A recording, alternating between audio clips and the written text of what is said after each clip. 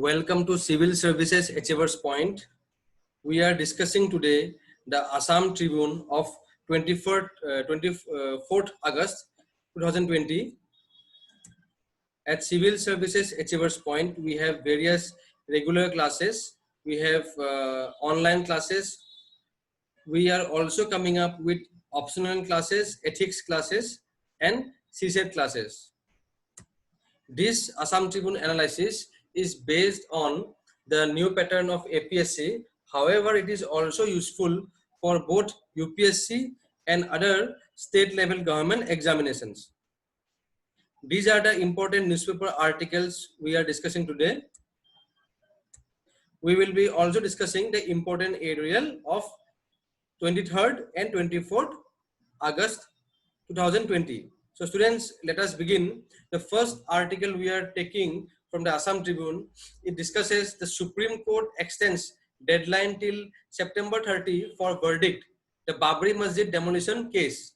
The Supreme Court has extended by a month the deadline for completion of trial in the 1992 Babri Masjid demolition case involving 32 accused, including BJP veteran leaders L.K. Advani, Murli Manohar Joshi and Uma Bharati, and said that judgment should be delivered by September 30. So this topic we will study under the General Studies 1 paper, Post-Independence Indian History topic.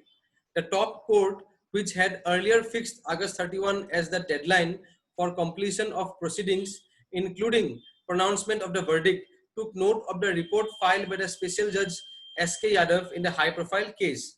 A bench of Justices R.F. Nariman, Naveen Sinha and Indira Banerjee said, having read the report of Surendra Kumar Yadav, learned Special Judge, and considering that the proceedings are at the fag end, we grant 1 month's time, that is till September 30, 2020, to complete the proceedings, including the delivery of judgment. The order was passed on August 19, but was uploaded on the Apex Court website recently. On May 8, the top court had extended by 3 months the time for completion of trial in the case and said that judgment should be delivered by August 31. The special CBI court at Lucknow had completed the recording of statements of the 32 accused under section 313 of CRPC in the case. The mosque in Ayodhya was demolished on December 6, 1992 by car sevaks who claimed that an ancient Ram temple stood at the site.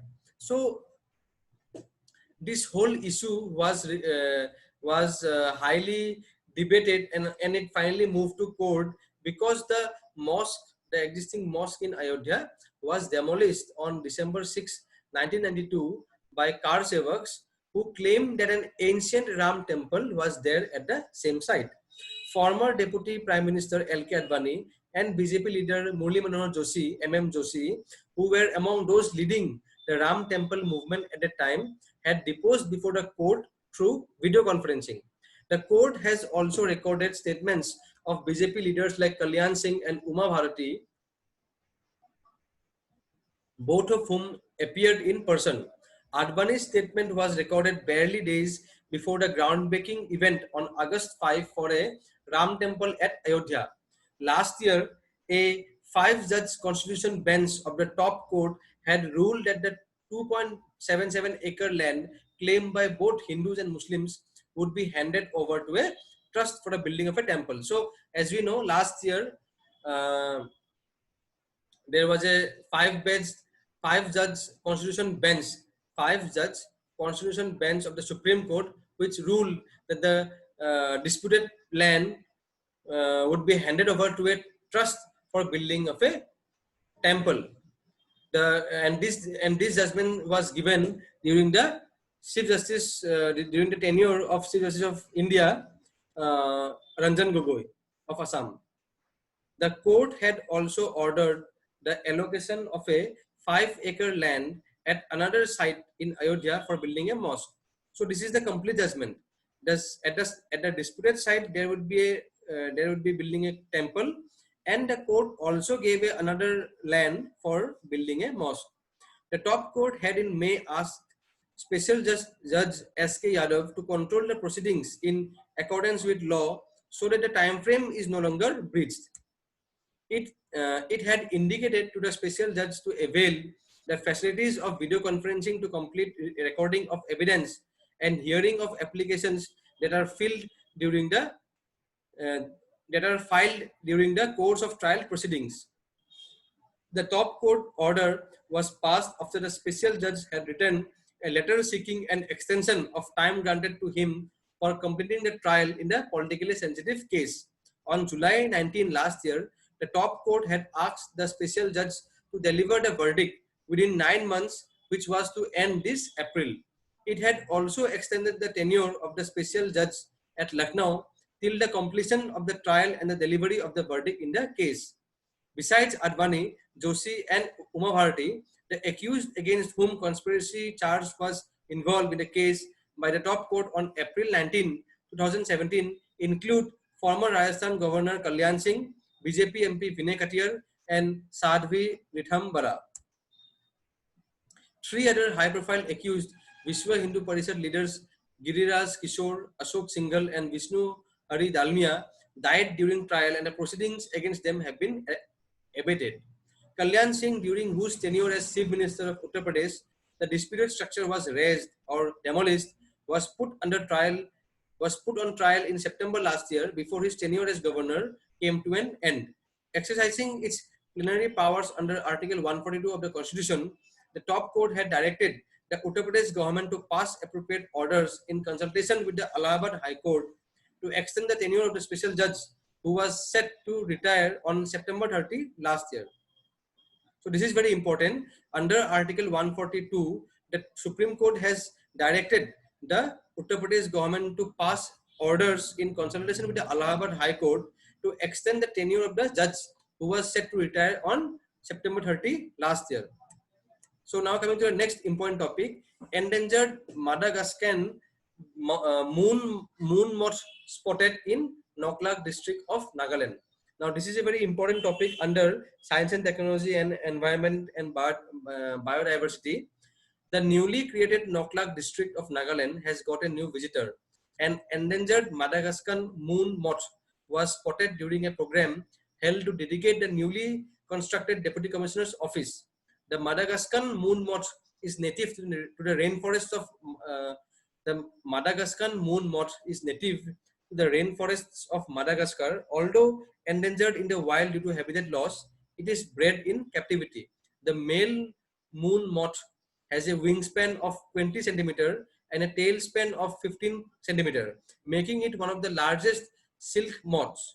The female lays 120 to 170 eggs, and after hatching, the larvae feed for approximately 2 months before pupating. The cocoon has numerous holes to keep the pupa from drowning in the daily rains in the natural habitat. The adult moths cannot feed and only live for up to 4 to 5 days. The Madagascan moon moth is one of the beautiful lepidopterans. It is nocturnal and does not fly in daytime. Male and female moths can be easily distinguished. While females have broader and rounder wings and much shorter tail, the males wear long and plumose ones. Like all insects, the Madagascan moon moth has a lot of natural enemies like chameleons, birds, etc. Only a few individual moths succeed in passing the long way to adulthood.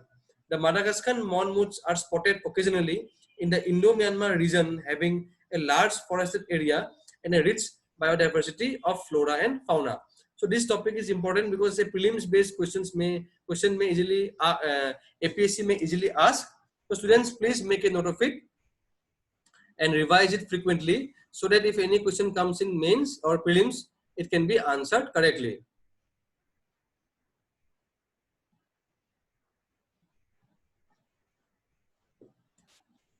The next topic we are discussing, Assam state government to organize rural Olympics as per Chief Minister. Chief Minister Sarbananda Sonowal on Friday said that the government will organize rural Olympics across the state through the Assam Olympic Association. Sonowal made the announcement at a function organized to hand over checks of rupees 20 lakh each to the authorities of the school and two others for development of sports grounds. He also laid the foundation stone for the projects at the function. The Chief Minister, while announcing the government's decision to hold rural Olympics, said the aim of the initiative was to identify hidden talents in rural areas so that they could be provided advanced training. By this initiative, we want to prepare sportspersons for state, national and international events.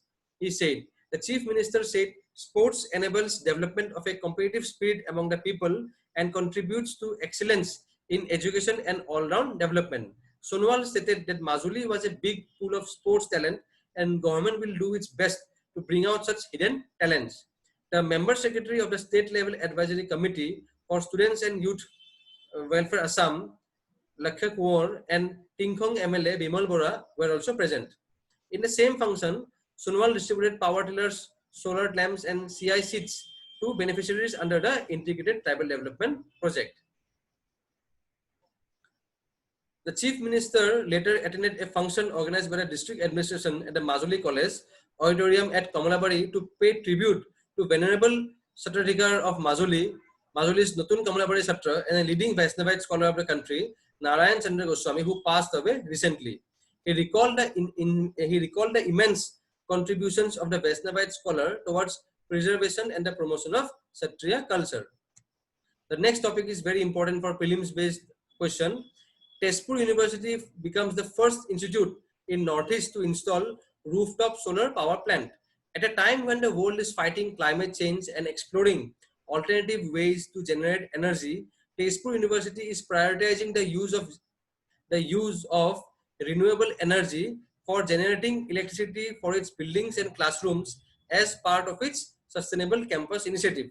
In its mission towards a sustainable campus, the university is focusing on 5 areas: energy, water waste, natural ecosystems, and sustainable building. To develop sustainable buildings, that is green buildings, the university has installed 1000 kilowatt power rooftop grid connected solar power plant under the Solar Energy Corporation of India Limited scheme for government buildings under Renewable Energy Service Company mode, and has effectively replaced 24% of the monthly electricity consumption of the university during the October 2018 to July 2020 period. The university purchases electricity from the Assam Power Distribution Company Limited APDCL at the rate of rupees 6.60 per kilowatt hour, whereas the solar power plant generated electricity costs is rupees 2.42 per unit. So it means the solar rooftop scheme is cheaper than buying electricity from commercial rates. Currently, the power plant is installed in 15 building roof spaces at the university. The total electricity fed into the university grid during October 18 to July 20 was 19,68,345 kilowatt hour. So this is the benefit of having the solar power panel in the rooftops. Now coming to the important note here mentioned, that it may be mentioned here that under the Paris Agreement, the Paris Climate Agreement, India has committed to reduce its greenhouse gas emissions intensity by 30 to 35% below 2005 levels and achieve 40% of its electricity generation from non-fossil fuels by 2030. So the university is glad to be part of the nation's commitment at Paris Agreement and National Solar Mission under the Ministry of New and Renewable Energy, which has taken policy initiatives under the National Action Plan for Climate Change of the Government of India to promote solar power. We are committed towards the nation's commitment to reduce greenhouse gas emission by using renewable sources of energy. It is said. Now coming to the next topic, 24 proposals worth rupees 8,594 crore of stressed NBFCs and HFCs sanctioned so far as per the Finance Ministry regarding the special liquidity scheme. The Finance Ministry today said 24 proposals worth rupees 8,594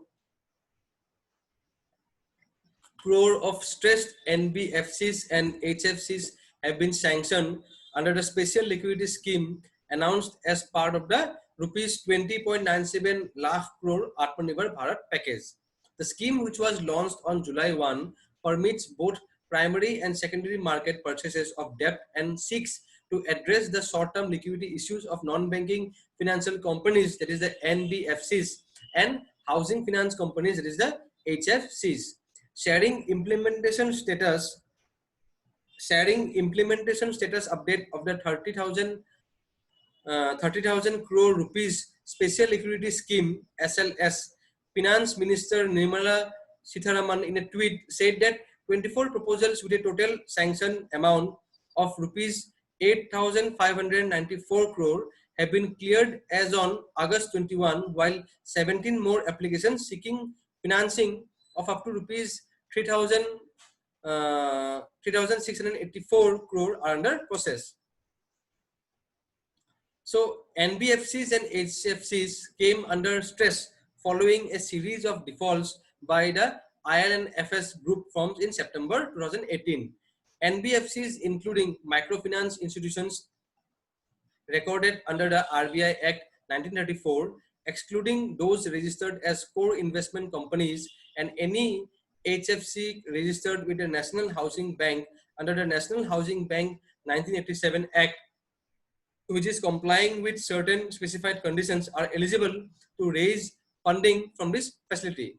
The Reserve Bank of India (RBI) has provided funds for the scheme by subscribing to government guaranteed special securities issued by a trust set up by SBI Capital Markets Limited. The scheme is being implemented by the SLS Trust, the SPV set up by SBI Cap. The special liquidity scheme is open for 3 months for making subscriptions by the trust. Under the scheme, the government will provide an unconditional and irrevocable guarantee to the special securities issued by the trust. The instruments will be commercial papers and non-convertible debentures with a residual maturity of not more than 3 months and rated as investment grade. So this is about the proposal regarding the stressed NBFCs so as to infuse liquidity into them. Now coming to the next important topic, NGT, the National Green Tribunal, dismisses plea against environmental clearance for NRL biorefinery. Now this topic is very important for our Assam GS paper, Economy of Assam. And also it is important for the environment of Assam. The National Green Tribunal (NGT) has dismissed an appeal against the grant of environmental clearance for setting up a biorefinery in Golaghat. The bamboo-based ethanol project is being set up by the NRL at Oguri Sapurigao in Golaghat. In its final order, the NGT bench said the environmental clearance has been granted after satisfaction that the activity will not lead to pollution or congestion. Water consumption and air pollution aspects have also been duly considered. The NGT said it was not able to accept the contentions raised by appellant for the reasons explained by the Ministry of Environment, Forest and Climate Change, as well as the project proponent. The notification dated 5 July 1996 regarding no development zone does not place absolute prohibition for setting up or expansion of industrial activities. However, such activities must not result in any pollution or congestion without approval of the central government. In the present case, the project in question is for substituting fossil fuel by generation of renewable green fuel. Environment clearance has been granted after due consideration and does not suffer from any illegality on that account, the order stated, adding that the expert appraisal committee has also duly examined the aspect of potential of air pollution and consumption of water. On this ground also, we are unable to accept the plea of the appellant, the NGT chairperson said. Now coming to the next topic, avoid frequent ad hoc review, Reserve Bank of India tells to banks. This is regarding the credit facilities for businesses. Now this topic we will study under the General Studies 3 paper topic, Economic Development. Concerned over frequent changes in loan facility to businesses, the RBI on Friday asked all the lenders, including urban cooperative banks and small finance banks, to avoid repeated ad hoc and short review of credit facilities without justifiable reasons. Industry sources said the RBI directive comes in the backdrop of complaints that banks are charging high differential interest rates and not giving adequate financial support to businesses in line with the announcements made by the government from time to time to help the crisis-ridden industry. Timely and comprehensive review or renewal of credit facilities should be an integral part of the board approved loan policy and credit risk management framework, and banks should avoid frequent and repeated ad hoc short review or renewal of credit facilities without justifiable reasons, the RBI said in a communication to commercial banks, urban cooperative banks, and small finance banks. RBI said that an analysis of practices followed by the lenders has brought out certain supervisory concerns, including frequent and repeated ad hoc review of credit facilities instead of regular review. The central bank asks the banks to capture all the data regarding to regular as well as ad hoc review of credit facilities in their core banking management information systems and make it available for scrutiny as and when required by the auditors or the RBI. Further, it added the processes governing review or renewal of credit facilities should be brought under the scope of audit control mechanism of banks with immediate effect. We advise that all banks should follow above instructions in letter and spirit. As per the circular on risk management scheme in banks, scheduled commercial banks are required to put in place a board approved credit policy prescribing the periodicity and methodology of review and renewal of credit facilities. The policy should also prescribe differential time schedules for review and renewal of borrower limits so that lower rated borrowers whose financials show sign of problems are subject to renewal control more frequently. So this is a direction from RBI to the banks. Now coming to the next topic, IBM and NSDC join hands to offer free digital skills training. Now this is important regarding the economic development of India under paper GS3. IBM on Friday said it has partnered with National Skill Development Corporation NSDC to offer curated courses from Open PTech, its free digital education platform focused on emerging technologies and environmental development skills on the latter's eSkill India portal. The partnership under the partnership, IBM will catalog more than 30 of its Open PTech courses on eSkill India portal as a knowledge partner. The tech giant will provide online courses in emerging technologies like cybersecurity, blockchain, artificial intelligence, and machine learning, cloud, Internet of Things, along with professional skills like design thinking to learners between 18 to 22 years of age for free. The COVID has accelerated the pace of digital transformation as we had never seen before. Today, our education system is not fully equipped to teach the next generation with future-ready tech skills to thrive in the industry. There is a huge skill gap, said the managing director of IBM of India, South Asia, citing data from the International Labour Organization that India is staring at a 29 million skill deficit by 2030.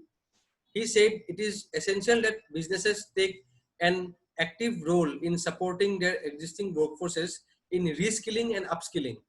Also, individuals should take a proactive approach to their own lifelong learning, and governments must create an enabling environment to assist these efforts. Patel further said that IBM's Open PTech was launched in India in March 2020. Globally, the platform has 44,000 learners, out of which 9,000 are in India.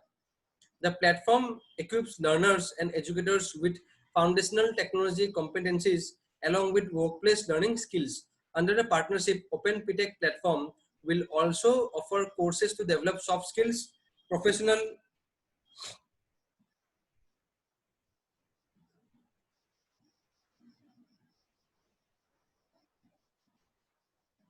Under the partnership, Open PTech platform will also offer courses to develop soft skills, interpersonal skills, problem solving, a set of 11 key skills which are generally not available in a college curriculum but are highly in demand and are valued in the job market. our collaboration with NSDC is a significant milestone to equip the next generation with digital skills. Open PTech will make foundational learning in the emerging technology and professional skills for youth more accessible. Aligned to the country's Skill India mission, we are taking another step in the evolution of our digital educational approach. The platform currently available in English will soon be available in various Indian languages. So this is an important topic regarding our Skill India and the demographic dividend of India. Lack of growth value addition affecting states agri allied sector. Now this is also a very important topic on our GS5, that is General Studies on Assam paper, topic economic development of Assam, subtopic agriculture. The share of the agriculture and allied sector in GSPD, that is gross state domestic product, and its annual growth rate have declined considerably during the last 10 years. The share of the agriculture and allied sector in the state gross GDP, gross state domestic product, that is the GDP of the state, and its annual growth rate have declined considerably during the last 10 years. In 2011-12, the sector contributed 19.89% to GSPD at constant prices. The share has declined to 15.16% in 2019-20 as per advanced estimate. The period has also seen the rate of growth of the sector plummet drastically from 16% in 2012-13 to 2.90% in 2019-20 at constant prices as per new series. Revealing this in its report, the Advisory Committee for Revitalization of the State's Economy in the backdrop of the COVID-19 pandemic situation cited lack of growth and lack of value addition as striking features of the state's agriculture and allied sector. Enhancing value addition and improving agricultural growth along with productivity therefore emerged as two main focus areas for policy intervention. In order to revitalize the state's economy post-COVID, strategies and work plans are so needed that the annual growth of this sector is increased to at least 6% from current 2.90%, opening up thereby employment absorption scope along the food value chain. Noting that the state has almost achieved self-sufficiency in rice production, the report said it was very badly failing to produce the required amount of wheat, maize and pulses, and hence depends heavily on the import from the other parts of the country. On the whole, the state is still to go a long way to achieve self-sufficiency in food grain production. Recommending farm mechanization as a critical input to facilitate timely agricultural operation and as a key to achieving higher level of production, the panel called for enhancing farm power availability in the state to close to the national average of 2.25 HP per hectare with mechanical power level to 0.75 to 1 HP per hectare. In another crucial recommendation, the panel said that the state land use policy should be revisited, particularly for agricultural purposes. So these points are very important. Students, please make a note of it and use them in your answers. Further, many farmers farming in leased and borrowed lands find it extremely difficult to access the benefit of government assistance, including loan, as they are not in a position to submit land document. For the purpose of accessing loan and other benefits, certificate from Panchayat or the DAO that one is a farmer and shall remain a farmer for the period of loan receiving the benefit of farmer impediments of farm implements, etc., needs to be considered if necessary with due concurrence from the land owners. Terming low availability of farm power as one of the major hindrances to increase cropping intensity, it also suggested a plant protection strategy in the overall crop productions program for sustainable agriculture. For enhancing production, the panel suggested coverage by high-yielding varieties of at least 50% area under rice cultivation.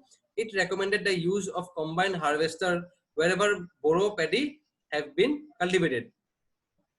Plant protection efforts to minimize crop losses from the ravages of pests and diseases give optimum results through integrated pest management, production of biopesticides, including beneficial insects, should be encouraged. The concept of integrated pest management should be revitalized to include innovative components to suit local agroclimatic situations. Regular and frequent testing of pesticides to ensure quality is essential. So there are very important recommendations made by the committee. Students, please make a note of these points and use them in your answer. Suggesting short-term and mid-term measures for balancing the loss during the pandemic situation, the panel called for providing farmer or society kharif inputs either free or on a highly subsidized rate for the current year. It recommended immediate arrangement of quality seeds at last year's approved rate if this year's rate had not been finalized. So these are some of the most important recommendations made by the committee. For the flood-prone areas, the committee called for planting flood-tolerant rice varieties at the rate fixed or recommended by the Assam Agricultural University without any tendering. So this is another important point. It added that upland areas must be utilized for growing pulses, oilseeds, and vegetable crops. As midterm measures, the panel gave inputs for healthy soil, unpolluted water, and seeds and fertilizers. Now coming to the next topic, the Vice President of India has called to the parties to reach consensus on women's reservation, calling for a national movement for women's empowerment and to ensure that no girl child is left out of school. Vice President on Sunday urged all political parties to reach a consensus on providing reservation to women in parliament and state legislatures. Observing that the flagship scheme Beti Bachao Beti Padhao has undoubtedly created a positive impact, Naidu said that much more needs to be done to change the societal mindset. In a Facebook post titled "End Discrimination, Empower Women," Naidu pointed out that women constitute 50% of India's population, and thus progress cannot be achieved unless they are given equal opportunities in all spheres, including the political arena. We need to show in action and in deeds that gender discrimination no longer exists. Urging all political parties to arrive at a consensus at a proposal to provide adequate reservation to women in legislative bodies, Naidu also emphasized the need to provide equal property rights to women for their economic emancipation. The Vice President recently released a report, Status of Sex Ratio at Birth in India, which mentioned that there has not been any change in the sex ratio at birth in India from 2001 to 2017. The number of girls born is much less than what is the general or natural norm. It was brought out by the Indian Association of Parliamentarians for Population and Development. Now coming to the important topic for the Assam GS paper, topic Assam Culture and Heritage. Satras of Dhubri district and North Bengal facing acute financial grants. So as we know that during the last period of Mahapurush Srimanta Shankardev, many of the satras were developed in the Dhubri district and in the North, the Coast Bihar district or area of North Bengal. So those satras are in very poor condition. Western Assam and Northern Bengal that house some of the most important satras of the Vaishnavites are currently facing innumerable financial issues amid the lockdown. There are about 6 satras in Dhubri district and 8 satras in northern West Bengal that include the historic Ram Rai Kutir Satra, the Madhupur Khatra, the Zinkota Khatra and Ozuga Khatra, Horipur, Madhupur Khatra and Morisbari Khatra, to name a few. So see, these are some of the most important khatra, like the Ram Rai Kutir Khatra, the Madhupur Khatra. These are the most important khatras of Assam. However, due to the prolonged lockdown, very few devotees are visiting them, due to which they have received very minimal donations, making it hard for their managements to meet their daily expenses. The president of the Assam Satra Mahasabha, Jitendranath Pradhani, said that the satras all over Assam and Bengal are facing financial difficulties due to the ongoing lockdown and restricted traveling.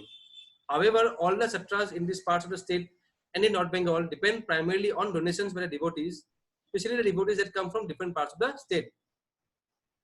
So he further said that the Ram Rai Kutir, which gets a government aid of around rupees 4,395 per annum, which is also pending since the last 8 years, So, and this Satra has a daily expense of at least around 1,000. So, the government aids are much lower and the expenses are very high to maintain the Satras. Although in a very small way, the daily religious activities are to be carried on, and for that we have been expense. Most of the Satras are meeting these expenses with the help of local well-wishers. Moreover, each Satra has 4 to 5 people engaged with it, includes the bhakats, the pujaris and helpers. They survive on the expenses of the Satras only. So the president of the Assam Satra Mahasabha has requested the help from government to come forward in the interest of all the Satras at the earliest possible so that they can meet their expenses till the situation normalizes.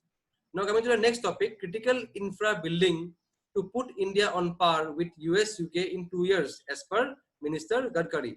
Focus on critical infrastructure building through an integrated approach right from a number of strategic tunnels and buildings to 22 green expressways is bound to place India in a league of advanced nations like the US, UK and Australia in the coming 2 years. So various projects are in the pipeline and these projects are bound to make India a developed nation. Apart from a number of strategic tunnels and bridges being built across the length and breadth of the country, 22 green expressways at an estimated cost of rupees 3.10 lakh crore comprising 7,500 kilometers are planned to be executed in the next couple of years, the road transport minister said. He further said that talks are in advanced stage for building rupees 8,250 crore Chambal Expressway in Madhya Pradesh, a first of its kind in collaboration with the state government. To take India's infrastructure to the next level, it has been decided to work on it in an integrated manner as per Prime Minister Narendra Modi's vision. Plans are afoot to tap full potential while building newer highways by laying optic fiber, transmission line and gas pipelines. So these are some of the infrastructural steps taken by the government. Now coming to our next topic, registration of jewelers hallmarking centers. Government launches online facility. The central government has launched an online facility for the registration of jewelers as well as assaying and hallmarking centers and the renewals thereafter. Launching the online facility, the Union Minister for Consumer Affairs, Food and Public Distribution, Ram Vilas Paswan, said that it was difficult to manually handle a large number of requests for registration.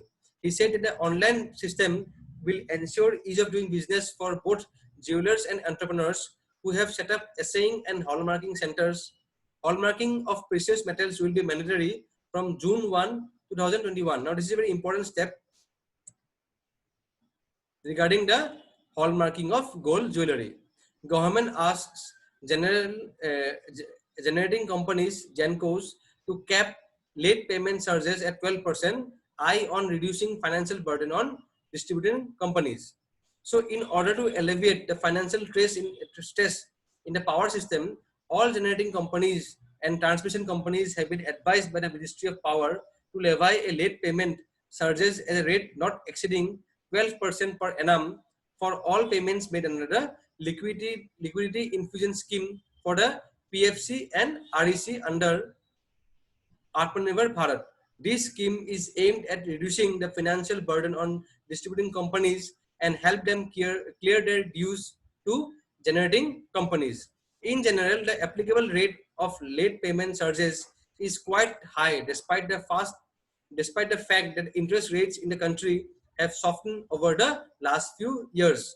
The rate of LPS in many cases ranges up to 18% per annum and has adversely impacted discoms during this difficult phase of lockdown imposed on account of the COVID-19 pandemic. The pandemic has adversely affected the liquidity position of all stakeholders in the power sector, especially the distribution companies, the discoms. A number of measures have been taken by the government to mitigate the adverse impact, which include rebate on capacity charges, relaxing provisions of letter of credit for scheduling of power, liquidity infusion scheme, etc.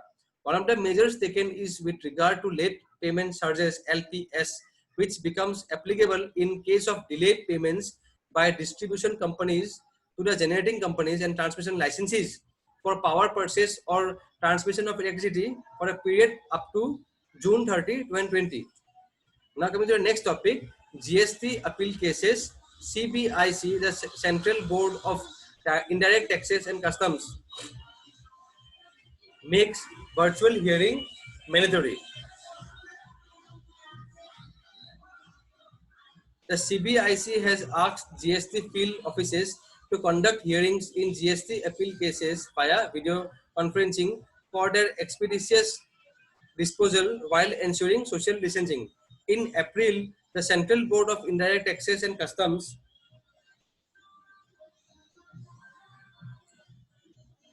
The Central Board of Indirect Taxes and Customs had issued guidelines for conducting general hearing in virtual mode for appeals under Customs Act and erstwhile excise and service tax related disputes. In a letter to Principal Chief Commissioners, the CBIC said the feedback received from trade and field formations on the indicated that the initiative has helped in speeding up passing of adjudication and appellate proceedings, saving cost of travel and time, and critically ensuring social distancing in these challenging times. So decision the CBIC has made virtual hearing for GST appeal cases mandatory. Now we will discuss the important editorials. The first editorial discusses the election protocol. The coronavirus pandemic has become apparent by now is likely to remain for quite a while in our midst, at least till a safe and effective vaccine is discovered or developed. Given such a scenario, the question has been posed whether to hold elections, and the US has set the trend by going ahead with this year's presidential elections, thereby refusing to compromise democratic principles despite a half-hearted plea by Donald Trump to have them postponed. However, that nation would abide by COVID-19 protocol in accordance with the new normal and adapt the methodology to suit the abnormal conditions. In India, many opposition parties too are calling for postponement of elections, particularly in Bihar. However, it may be noted that in Assam, the Bodoland Territorial Council polls slated for April 4 had been postponed due to the pandemic, and elections there also required to be held. However, the Election Commission of India has correctly surmised that the democratic process cannot be deferred indefinitely, and elections need to be held wherever they are due. These broadly accord with practices worked out by now to ensure that social distancing norms are followed whenever people need to gather and interact. As far as practicable, the nomination process would be completed online, and only two persons will be allowed to accompany a candidate for physical filing. A maximum of 5 people, including candidate, will be allowed for door-to-door campaign and no more than 5 vehicles in roadshows, while public rallies will have to be held on grounds pre-identified by district election officer. So these are some of the measures taken by the Election Commission. Not more than 1,000 voters instead of the usual 1,500 will be assigned to a polling station. All voters will be given gloves to sign the voter register and press EVM buttons. They will need to wear masks. Thermal screening will be carried out at the entry of voting stations. No doubt these and other measures, which include spacing out the election process in more phases, will make polls during the pandemic highly expensive, but hopefully will reinforce India's democratic credentials in the eye of the world. Now coming to the next topic, clean city. Now this topic is regarding the survey, Suraksha survey recently released. It figures among one of the fastest growing cities of the country besides being the gateway of the Northeast. It also figures in the country's smart city list. But when it comes to civic amenities, Guwahati, the premier city of the region, lags far behind. As far as cleanliness is concerned, the city presents a dismal picture, and it was no surprise that Guwahati is ranked as one of the dirtiest cities of the country. According to the Swachh Survekshan 2020, results of which were announced on Thursday, Guwahati was placed almost at the bottom of the list. So there are various challenges. The garbage dumps on the roadside, the stench emitting from it gives an indication of cleanliness. The dustbins are seldom cleared, and in places where there are no dustbins, garbage are thrown to the roadsides. For many, Bholo River has become a convenient place to dump the waste and garbage. As a result, the river fails to effectively drain away the water during the flash floods and ends up deluging a large number of areas during the rainy season. Apart from the civic bodies, there is also a department exclusively for the development of Guwahati, and the department has to take necessary steps, and also the people also has to rise up to the occasion to make Guwahati the cleanest city in the country. Now coming to the next topic, brain booster during COVID-19. In this topic, the author discusses the various food habits which can help us in our growth and development, but also plays an important role in developing immunity during the COVID-19 pandemic. Candidates are advised to read this editorial themselves, as there is nothing much technical, and note these points like omega fatty 3 acids. Only salmon and albacore tuna are fishes which are rich in omega 3 and such acids. So this topic students should read by themselves, as it is very general in nature, like fruits should be eaten, and these points students can use in the essay writing. This editorial is very important from the essay writing perspective. Like legumes like lentils, beans, peas and chickpeas. High fiber foods like oatmeal and bananas. These are important food habits which will be developed. No lessons learned. Now this topic editorial is based on the Baghjan tragedy, and this editorial discusses the various technical lacunae which may have been occurred during which led to the Baghjan tragedy, with repeated attempts to control the release of natural gas condensate from the Oil India rig at Baghjan yet to fructify. The nearby areas including Dibru-Saikhowa National Park and the Maguri wetland, besides human habitations and cropland, continue to bear the brunt of the devastations for the past 3 months now. Despite roping in foreign experts at a huge expenditure on a daily basis, the well is yet to be kept. So here it discusses the various technical dimensions of the incident. Studies by competent agencies such as Wildlife Institute of India have outlined the grave and long-term damage caused to the flora and fauna and the overall ecosystem of Maguri wetland and Dibru-Saikhowa. The NGT has also made significant observations on the developments. The immediate need is to cap the oil and provide succor to the relief to the affected families and initiate restoration work for the affected water bodies and cropland. The further it says that the question raises that why the environmental clearance was accorded for the highly hazardous hydrocarbon drilling activities, which is so close to the national park and a pristine wetland. So many questions will be raised in that. So it says that the Baghjan disaster is a telling example of the consequences when the process of development is allowed to assume unbridled and incentive propositions. The laws and norms for addressing the legitimate concerns of people and flora and fauna living near an oil exploration site have pleasantly been flouted not just by the oil but also by the various government agencies. Further, it shows that the environmental impact assessment norms in the state may have been weakened. This will wreak havoc on the environment and in the northeast, which is a biodiversity hotspot. Now coming to the next topic, practical proposal. The Union Cabinet has proposed a proposal to set up a national recruitment agency that will conduct a all India common eligibility test for selection of all the non-gazetted posts in the central government and public sector banks. Now this will simplify and it will be very useful. Further, it was announced in the union budget that an agency will be an independent. The National Recruitment Agency will be an independent professional specialist organization and will conduct an exam which would be known as the Common Eligibility Test (CET) for selection to government jobs. Now,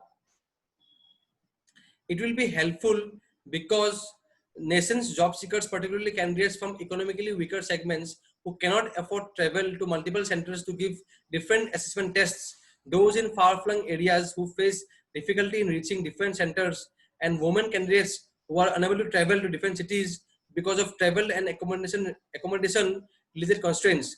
There will be a single entrance examination for all non-gazetted groups B and C posts. Candidates who qualify this CET can apply to any recruitment agency for higher level examination. The score will be valid for 3 years, during which a candidate can apply for jobs in different sectors. The CET will eliminate the multiple tests prevalent now and save precious resources. For a time being, the National Recruitment Agency will conduct the CET for the Staff Selection Commission, the Railway Recruitment Boards, and the Institute of Banking Service personnel. At present, there are more than 20 agencies recruiting for the central government, and soon the ambit of this agency would be widened to have the CET for all recruitment agencies. So right now, only 3 recruitment agencies exam will be conducted by NRA.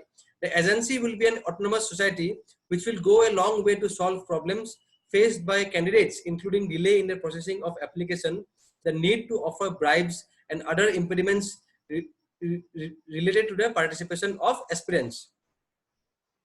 So this will increase the transparency and the accountability, and it will eliminate the corruption.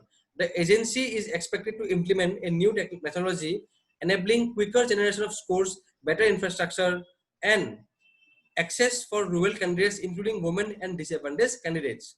The agency will aim to develop a centralized curriculum and synchronize the examinations across the country. It will also streamline payment mode and multiple ways of processing fees. Now coming to the next topic, drainage and waterlogging in Guwahati. Guwahati has a difficult topography which makes it like a trough. Trough means the outer lining is higher and the middle portion is deep. This is one reason why the city's drainage system has always remained a major issue. Encroachment of hills, wetlands, streams and rivulets, and garbage dumping have all added to the woes. Successive governments have not succeeded to draw up long-term schemes. So Guwahati is broadly covered by the Horolu drainage system, which comprises the Bahini Bhorlu and the Mora Bhorlu, with several streams, brooks and rivulets originating in the hills in and around the city, carrying considerable quantities of water to them. Most drains also empty into the Bahini Bhorlu, thus making it a highly polluted river in the world itself. The Basista River, on the other hand, empties into the deeper bill, which in turn is connected to the Brahmaputra by the Khandajan.